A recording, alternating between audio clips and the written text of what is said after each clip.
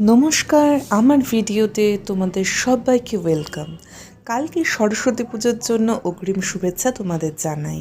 আর এখন যে ভিডিওটা তোমরা দেখতে পাচ্ছ এটা আগের বছরের সরস্বতী পুজোর। আমার বাড়িতে বহু বহু পুরনো একটা সরস্বতী মায়ের মূর্তি ছিল, যেটার বহু জায়গা থেকে খসে গিয়েছিল।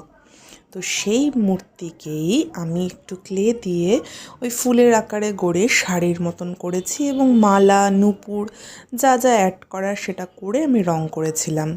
এটা হচ্ছে ফাইনাল লুক এবং তোমরা জানিও তোমাদের কেমন লাগলো। পুরনো মূর্তিগুলো ফেলে না দিয়ে এরকম সুন্দর করে নতুন করে সাজাতে আমার খুব ভালো লাগে।